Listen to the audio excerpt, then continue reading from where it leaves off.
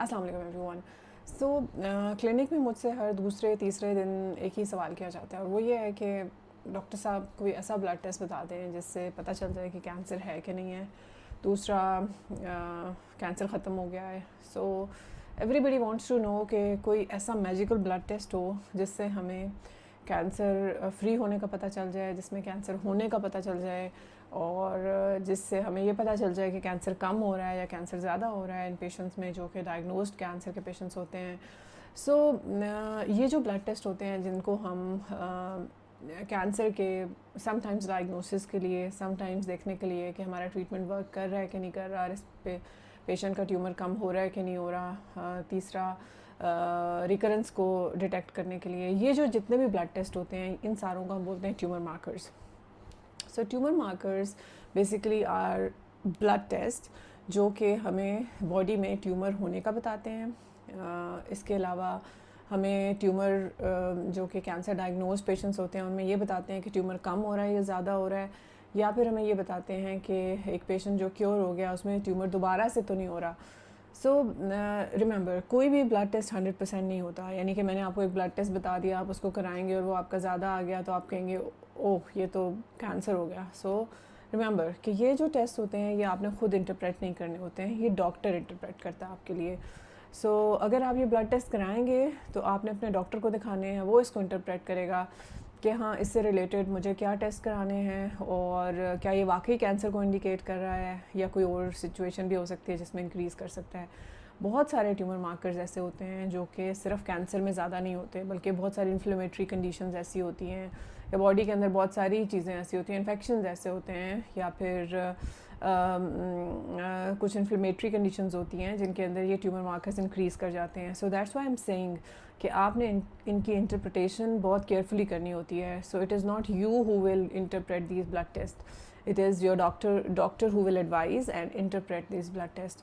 So coming to the blood test, कौन से blood test हैं जो कि हमें कैंसर डायग्नोसिस में हेल्प करते हैं। सो देर वेरी फ्यू टेस्ट जिनको अगर मैं कराऊंगी और वो ज़्यादा आएंगे तो मैं कहूँगी कि डेफिनेटली कैंसर हो सकता है। सो उसमें एक टेस्ट तो PSA का टेस्ट है, यानी कि अगर आपकी एज 50 से ऊपर है तो you can do a PSA test to find out कि whether you have prostate cancer और नॉट। लेकिन ये भी आपको पता होना चाहिए कि यूरिन के बहुत सारे इन्फेक्शंस, प्रोस्टेट की इन्फ्लेमेटरी कंडीशंस, प्रोस्टेट की हाइपरट्रॉफी जो कि एज के साथ साथ हो जाती है जिसे हम BPH बोलते हैं, उसमें भी PSA ज़्यादा हो जाता है। लेकिन it is doctor who needs to interpret कि ये वाकई BPH की वजह से है या फिर ये PSA आपका कैंसर से रिलेटेड है। So if your PSA is high the you need to see a doctor and the doctor will interpret कि आपका PSA क्यों high है। So but PSA is a test that helps us in diagnosis of prostate cancer, that helps us in monitoring the treatment of prostate cancer, that helps us in detecting recurrence of prostate cancer. इसके अलावा दूसरा test जो जिसकी मैं बात करना चाहूँगी वो अल्फ़ा फीटोप्रोटीन है। अल्फ़ा फीटोप्रोटीन एक टेस्ट है जो कि लिवर कैंसर को इंडिकेट करता है। सो अगर किसी भी पेशेंट के अंदर फॉर एग्जांपल हेपेटाइटिस B और C के पेशेंट्स हैं और उनके अंदर अल्फ़ा फीटोप्रोटीन हम कराते हैं और वो ज़्यादा आता है तो हमारा शक जाता है लिवर कैंसर की तरफ, and we do further imaging including ultrasound and CT scan to find out कि लिवर इज़ ऑल क्लियर, कोई ऐसा फोकस तो लिवर में नहीं है जो कि कैंसर से रिलेटेड हो।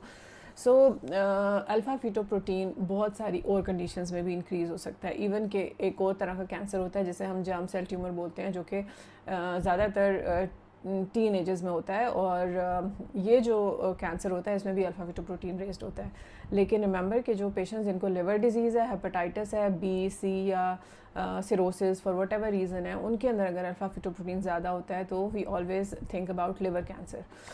अच्छा, उसके बाद एक और टेस्ट है जिसको हम CEA बोलते हैं। CEA is a blood test जो हमें कोलन कैंसर, रेक्टल कैंसर और बाज़ौक़ात गॉल ब्लैडर कैंसर, इन सारे कैंसर्स के ट्रीटमेंट बेसिकली हेल्प करता है कि ट्रीटमेंट वर्क कर रहा है कि नहीं कर रहा। जनरली हम इनको डायग्नोसिस के लिए नहीं यूज़ करते, लेकिन but if somebody has done CEA for some reason और वो ज़्यादा आया है तो आई विल बी क्यूरियस कि कहीं कोलन कैंसर तो नहीं है, रेक्टल कैंसर तो नहीं है। बट CEA बहुत सारी और सिचुएशंस में भी ज़्यादा हो सकता है। So we always have to keep दो situations in our mind. So it's not like कि CEA ज़्यादा है 100% कैंसर है, it's not like that. So we can look for cancer but we have to keep in mind other causes as well. So इसके अलावा CA125 एक blood test है जो आपके ओवेरियन कैंसर को इंडिकेट करता है. So if your CA125 is high and your ultrasound shows a cyst in the ovary, so our suspicion goes towards ovarian cancer and we recommend surgery. So CA125 और भी conditions में raised होता है, pelvic inflammatory conditions में, लेकिन जो सबसे लेकिन whenever it is raised और साथ में हमें कोई ovaries में कोई problem मिलता है तो our suspicion always goes towards ovarian cancer. इसके अलावा CA19-9 एक टेस्ट है जो कि हम गॉल ब्लैडर कैंसर या कोलेंजियोकार्सिनोमा जो कि लिवर के अंदर एक स्मॉल डक्ट्स होती हैं उनके अंदर कैंसर होता है, सो या फिर पैनक्रियाटिक कैंसर. सो इन 3 कैंसर्स में CA19-9 रेज्ड होता है. CA19-9 बाज़ औक़ात बिलियरी ट्रैक इन्फेक्शंस की वजह से भी रेज्ड हो सकता है. सो अगेन CA19-9 अगर हम कराते हैं तो हमें बहुत केयरफुली इंटरप्रेट करना होता है कि ये वाकई कैंसर से रिलेटेड है कि नहीं है. बट CA19-9 हमें काफ़ी हेल्पफुल होता है ऐसे पेशेंट्स जो कि डायग्नोज्ड कैंसर के होते हैं, पैनक्रियाटिक कैंसर या गॉल ब्लैडर कैंसर के. उसमें हेल्प करता है कि कैंसर बढ़ रहा है कि कैंसर कम हो रहा है, and we use it as tumour marker. Breast में भी एक टेस्ट यूज़ होता है जिसे 15-3 कहते हैं, लेकिन हम बहुत कॉमनली यहाँ पर यूज़ नहीं करते. एंड कुछ मुल्कों में यूज़ होता है, but mostly I am not in very much favour of the test. उसके बाद और ब्लड टेस्ट में कुछ और भी ब्लड टेस्ट होते हैं जिसमें बीटा एचसीजी होता है. सो बीटा एचसीजी प्रेगनेंसी में भी रेज्ड होता है, लेकिन कुछ ट्यूमर जर्म सेल ट्यूमर जो कि अगेन टीनेजर्स में होते हैं उनमें भी बीटा एचसीजी रेज्ड हो सकता है. सो बीटा एचसीजी भी काफ़ी सारी cancer and non cancerous conditions में रेज्ड हो सकता है. सो इसके अलावा LDH एक ट्यूमर मार्कर है जो कि जनरली तो ट्यूमर बर्डन को शो करता है, लेकिन कुछ ट्यूमर्स ऐसे होते हैं जिनके अंदर हम ख़ास तौर पर LDH as a tumour marker check कर रहे होते हैं कि ट्यूमर है कि नहीं है, और ट्यूमर है तो कम हो रहा है या ज़्यादा हो रहा है. So this is how we interpret it. So remember जितने भी ब्लड टेस्ट मैंने अभी बात की है, ये सारे blood test obviously you can do it. ये blood test these are called tumour markers जो हमें ब्लड में कैंसर को डिटेक्ट करने की में हेल्प करते हैं, कैंसर को मॉनिटर करने में हेल्प करते हैं, और कैंसर के रिलैप्स को डायग्नोज करने में हेल्प करते हैं. बट दैट डजंट मीन कि एक blood test is enough. Remember as a doctor I never do my diagnosis on tumour markers. मतलब एक ट्यूमर मार्कर रेज्ड है तो आई विल टेल समबडी कि you have this cancer. No. अगर किसी का ट्यूमर मार्कर रेज्ड है तो आई विल टेल एनीबडी कि आपका जो है वो कैंसर बढ़ रहा है और मुझे ट्रीटमेंट चेंज करते हैं. No. So we always diagnosed on multiple images, यानी कि मल्टीपल इमेजिंग, यानी कि हमने ब्लड टेस्ट भी किए, हमने CT भी किया, हमने MRI भी किया, डिपेंडिंग ऑन द कौन सी साइट है. और इसके अलावा हम जब हम रिलैप्स को करने के लिए ट्यूमर मार्कर्स करते हैं तो उसमें भी हम बाकी टेस्ट की भी हेल्प लेते हैं. So it is not always the blood test जो कि हमें डायग्नोसिस में हेल्प करता है या ट्रीटमेंट चेंज करने में हेल्प करता है. I never change my treatment on tumour markers. I only change my treatment only if I find I can actually see cancer, जो कि बेसिकली CT स्कैन्स, MRI या फिर PET स्कैन पे होता है. सो रिकमेंडेशन भी यही है कि अगर आपने ब्लड टेस्ट किया वो बढ़ भी रहा है तो आपने ट्रीटमेंट उसी वक्त चेंज करना है जब आपके CT स्कैन्स में चेंज आती है, जब आपके MRI में चेंज आती है. So imaging is very important.